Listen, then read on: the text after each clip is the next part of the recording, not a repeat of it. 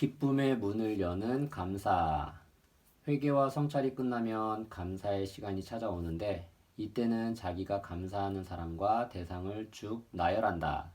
내 경우에는 살아있다는 사실에 감사하는 것부터 시작하는 경우가 많다. 그날 하루 동안 사람들이 내게 베풀어준 친절을 기억한다. 배울 수 있는 기회와 남에게 도움이 될 수 있는 기회. 의미와 기쁨을 안겨주는 특정한 사람들. 내가 가장 좋아하는 감사 방법 중 하나는 감사의, 사, 감사의 사슬을 만들어서 서로 연결하는 것이다. 예를 들어, 어제 친구들과의 저녁 식사에서 감사하는 부분은 식기의 아름다움과 관련이 있는데 그 식기를 보니 할머니가 예술적으로 꾸며놓은 우리 가족 식탁에서의 축하 행사가 떠올랐고 그와 관련된 모든 것에 감사하는 마음이 들었다. 해리포터와 신성한 텍스트를 듣는 한 청취자는 나는 급할 게 없어라는 말로 감사의 사슬을 엮기 시작한다고 하는데 이것도 상당히 괜찮은 시작점이다. 일단 목록을 작성하기 시작하면 예상 밖의 인맥과 추억이 떠올라 그날 하루가 유쾌해지고 나 자신을 넘어선 무언가를 의식하게 된다. 때로는 기도를 비롯한 모든 것이 지나치게 복잡해질 때가 있다. 중세의 신비주의자인 마이스터 에크하르트는 우리가 할 수 있는 말이 감사합니다 뿐이라면 할 말을 충분히 다한 것이라고 했다. 통계에 따르면 요즘 사람들은 조직화된 종교 생활에 참여하지 않는다고 하지만 우리는 여전히 영혼의 양분을 제공하는 리추얼을 유지하고 있다. 일기 쓰기는 감사 기도를 실천하는 멋진 방법이고 요즘처럼 서점에 온갖 일기장과 감사 공책이 넘쳐나던 때도 없었다. 아마 당신도 하루를 마무리할 때 감사할 일 3가지를 나열하는 식의 감사 연습을 이미 하고 있을 것이다. 글로 적거나 저녁 식탁에서 가족들에게 얘기하거나 잠들기 전에 파트너와 얘기하는 등의 방법으로 말이다. 난 이걸 매일 실천하기 힘들어서 대신 기술 안식일에 일기장을 펴고 내게 기쁨을 안겨준 성찰과 기억을 몇 페이지 정도 쭉 적는다. 그리고 브렌 브라운이 진정한 나로 살아가는 용기에서 단언한 것처럼 감사를 실천하는 것은 기쁨의 열쇠다. 때로 사람들은 감사가 이기적이거나 자아도취적인 행동처럼 보일까봐 걱정한다. 가진 게 거의 없는 사람들도 있기 때문이다. 하지만 브라운은 이와 반대되는 주장을 한다. 당신이 가진 것에 감사할 때 당신은 내가 잃어버린 게 얼마나 큰지 이해하게 된다. 그녀의 연구는 또한 고통받는 이들이 외로움을 덜 느끼게 하거나 죄책감을 줄이고 보다 헌신적으로 보이기 위해 자신의 기쁨을 포기한다면 우리가 완전히 살아있고 목적에 따라 연료를 공급받는다고 느끼는 데 필요한 것을 스스로 고갈시키게 된다는 사실도 밝혀냈다. 아이러니한 일이지만 감사는 당신 자신만을 위한 것이 아니다. 감사는 다른 이들을 위해 내 모습을 드러내는 데 도움이 된다. 최근의 연구를 통해 감사가 정신적인 행복까지 증진시킨다는 사실이 밝혀졌는데 이는 별로 놀라운 일은 아니다. 지난 10년간 진행된 수많은 연구에서 자기가 받은 축복을 의식적으로 중요시하는 이들은 남보다 더 행복하고 덜 우울해지는 경향이 있다는 게 드러났다. 하지만 감사 실천의 2가지 핵심 요소에 주목하는 사실이 중요하다. 캘리포니아 대학교 심리학 교수인 로버트 에몬스는 대의과 센터 잡지에 기고한 글을 통해 감사는 선한 것에 대한 긍정이다라고 설명했다. 세상에는 우리가 받은 선물이나 혜택 등 좋은 게 있다는 것이 확신한다. 이 실천에서 중요한 후반부는 이런 선함의 근원이 외부에 있는 것으로 인식하는 것이다. 우리는 다른 사람 혹은 당신이 영적인 사고방식을 지녔다면 더 뛰어난 능력을 가진 사람들이 내가 삶에서 선을 이루도록 돕기 위해 크고 작은 많은 선물을 줬다는 걸 인정한다. 외부의 선한 원천, 특정한 사람, 특정한 행운의 기회 혹은 더 영적인 무언가에 감사하면 성공, 욕망, 야망에 대한 문화적 서사에서 벗어나 좀 더 전체적인 관점으로 삶의 방향을 바꿀 수 있다. 감사는 사물에 관한 것이 아니다. 작가이자 미국의 종교문화학자인 다이애나 버틀러 베스는 그녀의 저서 감사에서 이렇게 설명했다. 감사는 존재의 놀라움에 대한 감정적인 반응이다. 내면의 빛을 감지하고 각자가 존재하는 데 기여한 놀라운 종교적, 사회적, 과학적인 시간들을 깨닫는 것이다. 그러나 감사기도는 삶의 지저분한 부분을 정리하기 위한 것이 아니다. 베스는 감사는 세속적인 번영 복음처럼 고통을 부정하거나 불평등을 간과하는 심리적, 정치적인 만병통치약이 아니다. 감사한다고 해서 무언가를 고칠 수 있는 것은 아니기 때문이다. 고통, 괴로움, 부당함, 이런 것들은 모두 진짜다. 그냥 사라지지 않는다고 썼다. 그러나 감사하는 마음은 이것이 삶이 제공하는 전부이고 절망이 승리한다는 생각을 떨쳐버린다. 감사는 새로운 이야기를 안겨준다. 가난한 자, 버림받은 자, 병든 자, 수감된 자, 추방당한 자, 학대받은 자, 잊혀진 자, 그리고 보다 편안한 육체적 환경에 있는 모든 자들의 삶이 독특하고 품위 있는 방식으로 축복받았다는 걸 알게 해준다.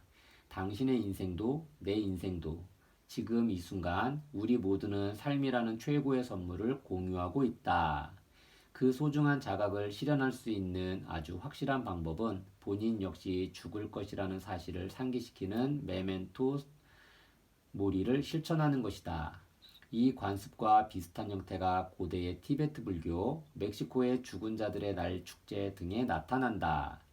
근데 초기 유럽에서 큰 인기를 끌었던 이 관습은 사람들에게 세속적인 것에서 관심을 돌리고 영원한 것에 대한 갈망을 키우라고 가르쳤다.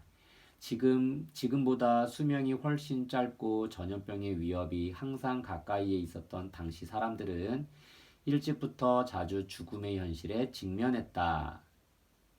프란스 할스 같은 예술가들은 정물화나 가족의 모습을 담은 그림에 죽음의 상징을 쓰기 시작했다. 예컨대 그림 구석에 항상 해골을 숨겨놓거나 책상 위에 올려놓는 식이다. 메멘토 모리 연습은 줌아웃하는 카메라 렌즈와 비슷하다. 우리가 죽을 것이라는 사실을 기억하고 그것이 오늘이 될 수도 있다는 현실을 받아들이면 우리 삶을 더 큰 시각으로 바라볼 수 있다. 우리가 계속 관심을 기울이면서 걱정했던 문제들이 사라지지 않지만 더 많은 배경 속에서 희미해진다. 아마 다들 사랑하는 사람의 장례식에 가거나 묘지를 지나갈 때 자기도 모르는 사이에 메멘토 모리를 연습했을 것이다. 예를 들어 젊은 사람이 사고로 죽었을 때 이런 감정을 가장 많이 느낀다. 삶의 덧없음을 고통스럽게 깨닫는 것이다. 이 연습을 통합하려면 잠시 방해받지 않을 장소를 찾아야 한다. 살 날이 1년밖에 안 남았다고 상상해보자. 남은 시간 동안 어떻게 하겠는가? 잠시 생각에 잠기거나 일기장에 적어보자. 어디에 갈지, 누구와 얘기를 나눌지 상상하는 것이다. 무엇을 그만둘지도 생각해야 한다. 그리고 이제 남은 시간이 일주일밖에 없다고 상상해보자. 마지막 날들을 어떻게 보내겠는가? 마지막 식사는 뭘 먹겠는가? 누구랑 같이 있을 것인가? 이제 당신이 살아있는 마지막 한 시간을 상상해보자. 마지막 1분, 마지막 호흡, 지금 숨쉬는 바로 이 호흡. 나도 양다리와 손목이 모두 부러지고 척추가 이중으로 골절되는 큰 사고에서 회복될 때 자기도 모르는 사이에 이와 아주 비슷한 과정을 실행했다. 스코틀랜드의 부두에서 6m 아래의 바위 위로 떨어졌을 때 아하, 결국 이렇게 끝나는구나 라고 생각했던 게 기억난다. 그때 나는 친구들과 함께 부두를 따라 걷다가 오른쪽으로 바다가 보이는 좁은 길을 따라 올라갔다. 우리는 뮤지컬 그리스에 나오는 노래를 부르고 있었고 나는 슈밥샤 와다 와 위피드 붐드붐이라고 고래고래 소리를 지르면서 앞으로 깡충 뛰었다. 아니 어쨌든 내 생각에는 앞으로 뛴 것 같았다. 하지만 그때 내 시선은 왼쪽을 향해 있었기 때문에 실제로는 바로 옆방향인 오른쪽으로 뛰어 바닷물이 빠진 바위 위로 떨어졌다. 이 문장을 타이핑하는 지금은 사고가 난 지 10년이 넘었지만 여전히 그때를 생각하면 손에서 땀이 난다. 그래서 몸이 서서히 회복되어 깁스를 풀고 발목을 부드럽게 돌릴 수 있게 되면서부터는 매일 아침 난 오늘 죽을지도 모른다고 말하기 시작했다. 혼자 샤워를 할 수 있게 되자 아침에 씻는 습관을 이용해 이 리추얼을 연습했다. 뜨거운 물이 내 몸을 따라 흘러내리는 동안 내가 사랑하는 사람들과 오늘이 내가 살아있는 마지막 날이 될 수 있는 실제 가능성을 묵상했다. 난 오늘 죽을지도 모른다. 이렇게 해서 언젠가는 죽어야만 하는 내 운명을 숙고하는 메멘토 모리를 만들었다. 이것을 활용하는 방법은 매우 다양하다. 내 친구 데럴 존스 3세는 이걸 운동 과정에 포함시켰다.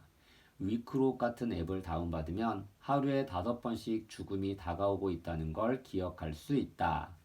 혹은 아침에 보습제를 바르거나 화장을 하거나 차에 탈 때마다 큰 소리로 말할 수 있는 짧은 문구를 찾는 것도 방법이다. 자주 반복하는 게 비결이다. 그래야만 살아있다는 사실을 꾸준히 되새기면서 감사하는 시간을 경험할 수 있다. 나를 변화시키는 간구. 이 기도 순서의 마지막 단계는 간구, 그러니까 신 앞에서 신중하게 누군가 혹은 무언가를 붙잡는 것이다. 기도의 4가지 단계 중 이 단계는 내가 항상 기도라고 생각했던 원하는 것과 필요로 하는 것의 성스러운 쇼핑 목록에 가장 근접하다. 하지만 사실 간구는 사랑하는 이들을 연민의 의식 안에 붙잡아 둘 수 있는 기회다. 정말 잘 되길 바라는 사람들의 이름을 적은 짤막한 목록을 만들 수도 있고 외롭거나 아프거나 우울한 이들에게 집중할 수도 있다. 물론 자신을 위한 기도를 정해서 하는 것도 가능하다. 나는 잭 콘필드가 만든 불교의 자비, 사랑과 친절 명상을 따라하는 것을 좋아하는데 여기에서는 3가지 의도를 계속 반복한다. 자기 자신에서부터 시작해 사랑하는 사람에 대해 얘기하다가 그 다음에는 낯선 사람 그리고 평소 대하기 힘든 사람에게로 기도 대상이 옮겨간다. 내가 안전하고 고통받지 않기를, 내가 최대한 행복하고 건강하기를, 내가 편하게 지낼 수 있기를, 그녀가 안전하고 고통받지 않기를, 그녀가 최대한 행복하고 건강하기를, 그녀가 편하게 지낼 수 있기를. 이런 말을 계속해서 되뇌면 간구 기도의 리듬이 생긴다. 나는 누군가에게 화가 나고 좌절한 날에도 여전히 그 사람을 위해 애정어린 기도를 드릴 수 있다는 사실에 놀랐다. 기도는 영혼을 위한 작업장과 같다. 그 안에서 인생의 모든 꼬임과 매듭을 해결할 수 있다. 분노를 누그러뜨리고 용서를 위한 공간을 만들어낸다. 우리가 하는 일이 다른 사람이나 바깥 세상을 마법처럼 변화시키지는 못할 수도 있지만 기도가 우리를 변화시키는 건 분명하다.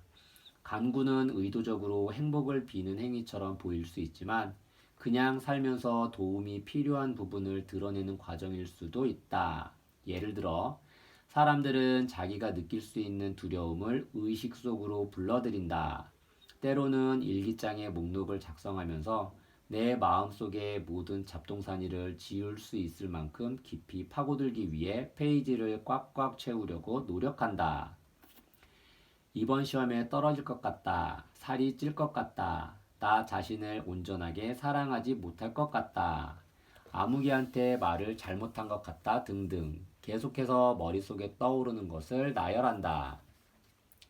글을 쓰거나 큰 소리로 말하면 나를 괴롭히는 것들이 좀 줄어드는 것 같다. 그것이 간구하는 기도의 힘이다. 공포가 자리할 장소를 만들고 그와 동시에 공포를 그 자리에 갖다 둔다. 그러면 공포에 압도당하지 않은 채로 무엇이 나를 두렵게 하는지 말할 수 있다. 고통을 드러낼 넓은 공간과 더 큰 관점이 나타난다. 어쩌면 타임라인이 늘어나서 이 순간을 훨씬 긴 역사의 맥락에서 바라볼 수 있고 개인적인 관점이 넓어져서 자기 자신 외에 다른 생명체의 이익을 고려하게 될 수도 있다. 그러나 두려워하는 대상을 목록으로 만든 뒤에 드리는 기도는 어딘가 모르게 불완전하게 느껴진다. 나는 샤워할 때는 두려워하는 것들을 큰 소리로 말해서 그것이 수증기와 섞여 욕실 주위를 떠돌게 했다. 그리고 누나들에게 배운 노래를 즉흥적으로 부르기 시작했는데 그 노래는 그 가사가 매우 단순하다. 불을 켜라. 어둠을 밝혀라. 그리고 모든 두려움을 없애라. 두려움을 완전히 바꿔놓을 방법이 있다. 어떤 신적인 존재가 갑자기 나타나서 상황을 정리해 주는 것이 아니라 내 의식에 원초적인 언어를 제공하고 짤막한 노래로 이런 진실을 알리는 간단한 방법이다. 다 끝났다고 느낄 때까지 반복한다. 당연한 얘기지만 노래를 끝마쳤다고 해서 문제가 마법처럼 해결되지는 않을 것이다.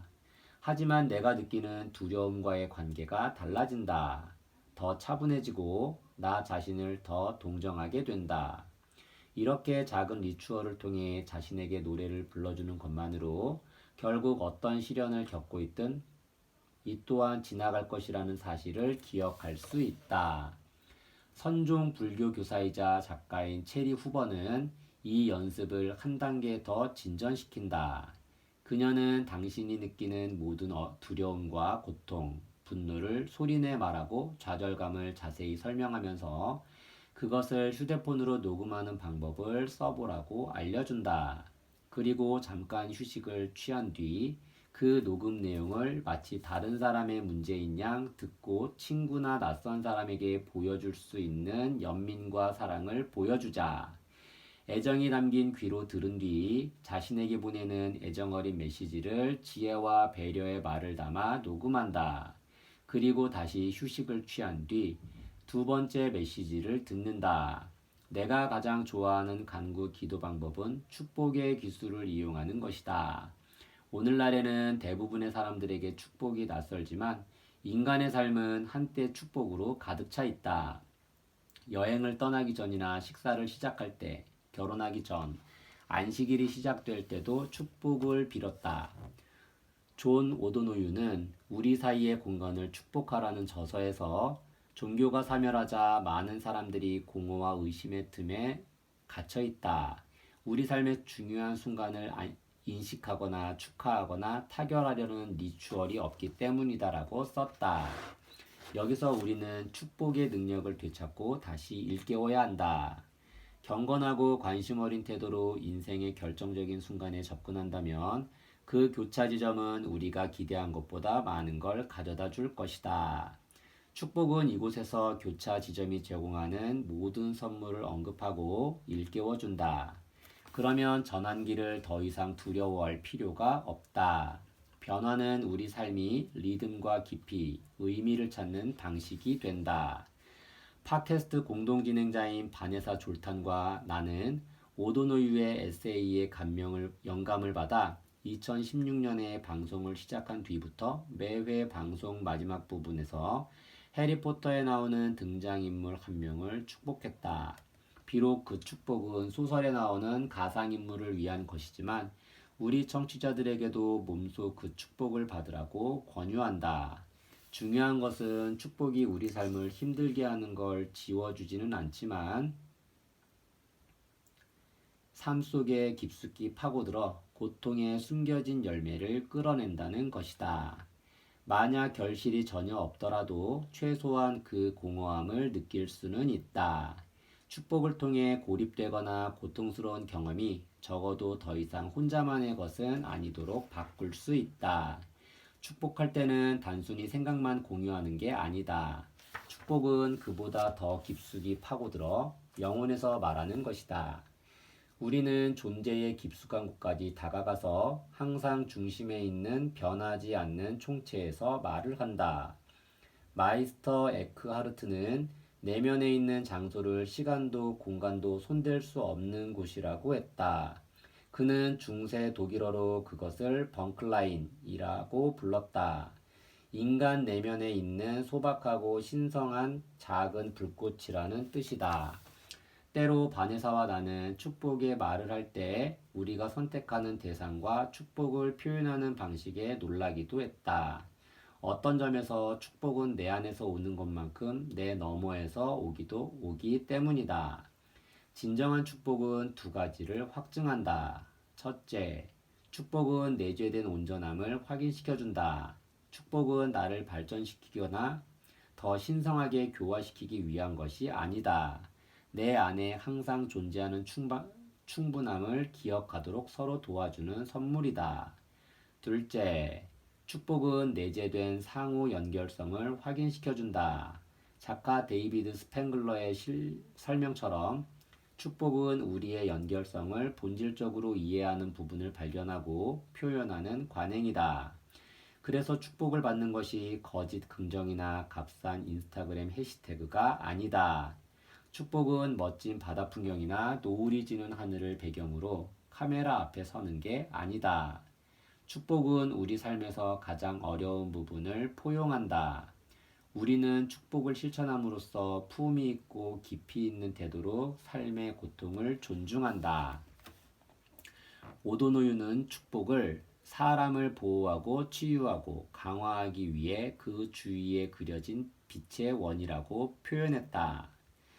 여기서 그는 고대 켈트족의 영적 관습에 의지했다. 켈트족은 위험에 처하면 주위에 원을 그렸다. 마법의 힘을 믿든 믿지 않든 그 원을 그들이 항상 신성한 힘에 둘러싸여 있고 어디에서나 거룩한 신비가 그들을 애워싸면서 휘감고 있다는 사실을 일깨워줬다. 축복은 우리에게 그 사실을 상기시켜준다. 사람들이 조화를 이루지 못할 때 축복이나 강구의 기도가 그들을 다시 화합하게 한다. 그래서 오도노유는 축복에 진정한 힘이 있다고 생각한다. 축복의 장점은 그것이 전개되는 일에 영향을 미칠 수 있다는 믿음이므로 확신을 갖고 축복해 줘야 한다. 흔들림을 막아주는 공동체의 힘. 조심스럽게 경고를 하나 하겠다. 모든 연결 경험 중에서 초월자와 연결되는 이 마지막 경험은 가장 신비로우면서 동시에 가장 강력하다. 당신은 자신보다 거대한 존재와 깊은 연관을 맺고 있는 이들을 만나게 된다. 그들에게서는 영적인 성숙함이 뿜어져 나온다. 하지만 큰 힘에는 언제나 큰 책임이 따르기 마련이다. 이런 기도와 신성한 연결을 행할 때 자신의 본 모습을 잃지 않는 것이 중요하다. 우리가 안정적이고 책임감 있는 태도와 안전을 유지할 수 있도록 지켜줄 사람이 필요하다. 역사 속에는 종교적인 이들의 마음이 사로잡을 확실하고 강력한 방법을 찾아냈지만 그 방법이 유일한 방법이라고 집착하면서 광신의 열성적인 몽상에 빠져버린 이들에 관한 이야기가 매우 많다. 그래서 우리는 청취자들에게 팟캐스트를 위해 음성 메일을 보내달라고 부탁한다. 다른 관점을 접하면 책 읽기가 새로워지고 생각이 예리해져서 신성한 실천 경험이 풍부해지기 때문이다. 다른 관점을 더 쉽게 이해할 수 있고 우리가 의도치 않게 다른 사람을 상처 입히는 방식으로 단어나 구절을 해석할 경우 그의 책임을 질 수도 있다. 동료 실천가들의 커뮤니티 규모가 클 필요는 없다. 소수의 동료 여행자들만 있어도 새로운 문을 열고 상상력을 넓힐 수 있다. 우리의 노력이 약해지고 확신이 흔들릴 때 공동체는 계속해서 전진하는 데 필요한 힘을 줄 수 있다. 영적 초심자인 우리는 신성한 수행을 하는 동안 흔들리고 동요할 수밖에 없다. 그리고 적절한 리듬을 찾아내더라도 예상치 못한 새로운 도전이 찾아온다. 이런 공동체는 다양한 형태를 취할 수 있는데 물론 개 중에는 전통적인 방식으로 집회를 여는 곳도 있다. 하지만 어떤 모임은 1년에 한 번씩 친구들과 모여 영적 삶에 관해 토론한다. 한 달에 한 번 통화하는 친구가 있을 수 있고 파트너와 함께 시간을 정해 산책하면서 이 문제를 얘기할 수도 있다. 어느 시점이 되면 당신을 더 발전시킬 수 있는 맞춤형 조언을 해줄 교사나 영적 지도자를 찾아야 하는데 그러면 안도감도 얻을 수 있다. 지금은 그들이 누구인지 모를 수도 있지만 당신이 인간의 정신을 탐색하도록 도와줄 가이드들이 틀림없이 존재한다. 그들을 만나기 전까지 자신의 신성한 실천 방식에 의구심이 든다면 아프리카 출신의 위대한 신학자 아우구스티누스를 기억하자. 그는 신과 이웃에 대한 두 갈래의 사랑에서 마음이 멀어지고 있다면 그것은 수행의 목적을 달성하지 못한 것이다 라고 설명했다. 나만의 기도 만들기. 나를 기도하는 사람이라고 설명하게 될 줄은 꿈에도 몰랐다. 아마 당신도 마찬가지일 것이다. 하지만 찬양, 회개, 감사, 간구하는 틀을 사용하면서 나보다 큰 존재와 연결되는 방법을 체계화할 수 있는 비결을 발견했다. 당신이 어릴 때부터 체득한 전통을 새롭게 바꾸거나 재해석할 수 있을지도 모른다. 아니면 기도의 생기를 불어넣는 요소들을 완전히 새롭게 혼합할 방법을 모색할 수도 있다. 옛날에 살던 집에서는 스노우 부츠와 겨울 외투가 쌓인 벽장에 들어가 전통적인 기도문을 반복하는 내 모습에 매우 놀라기도 했다. 이 기도문은 영국에 있는 기숙학교에 다닐 때 배운 것인데 이걸 외우는 게 항상 싫었다. 그 기도문은 기독교 신앙생활의 핵심 요소인 주기도문이었다.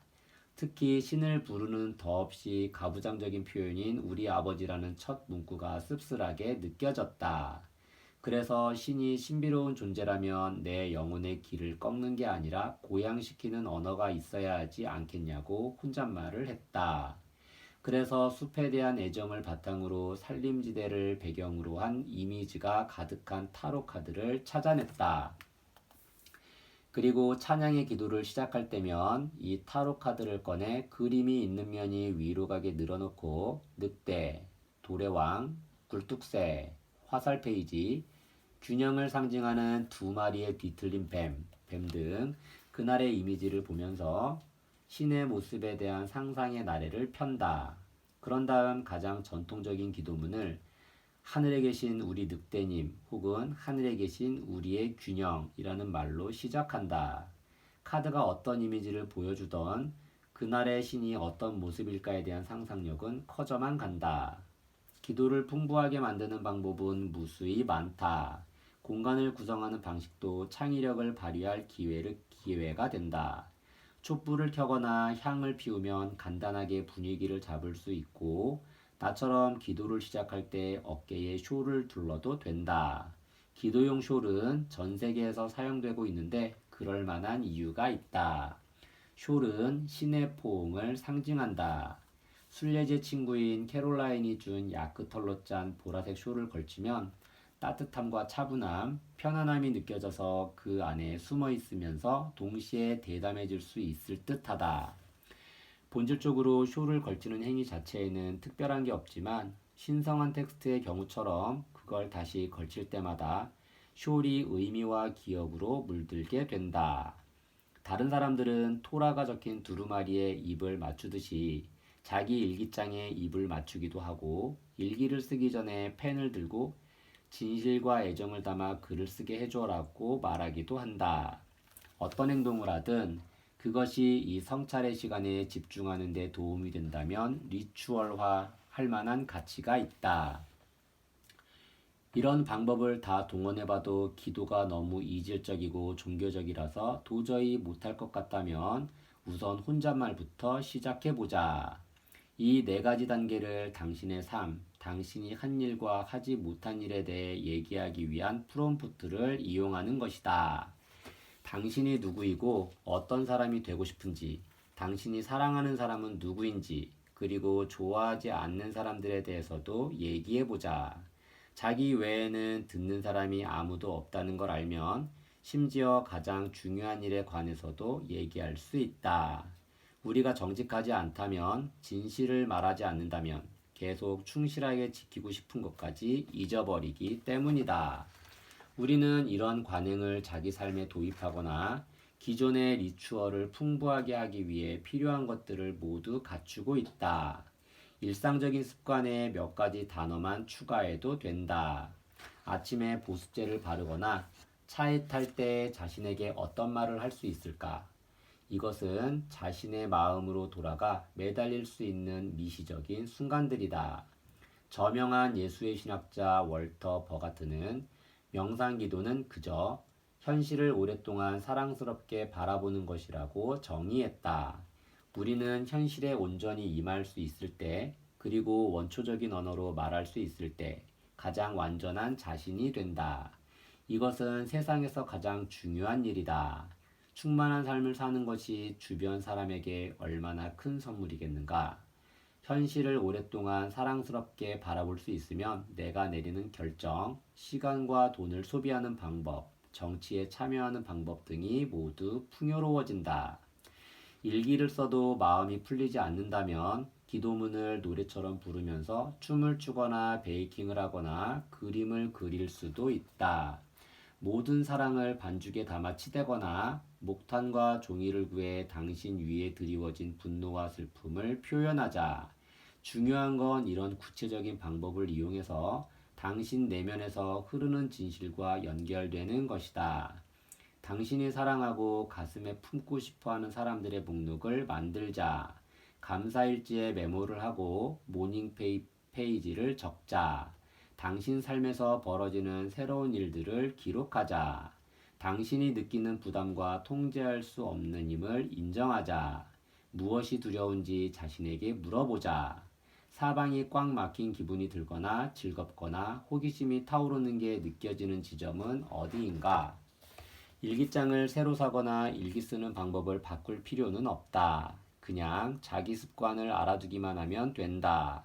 일기를 쓸 때 특정한 의자에 앉아 있는 경우가 많은가? 시작 전에 차를 끓이는가? 글씨 쓰는 팔 아래에 쿠션이나 퀄트천을 까는가? 이런 것들을 축복하거나 입을 맞춰서 그 각각을 신성하게 만들 수도 있다. 정리정돈의 영성을 밝힌 가정주부 곤도 마리에를 생각해보라. 물건을 가슴 가까이에 대고 눈을 감고 진심 어린 감사를 표하자. 모든 순간이 성스러운 연결의 순간이 될 수도 있고 몰래 기대할 기회가 될 수도 있다.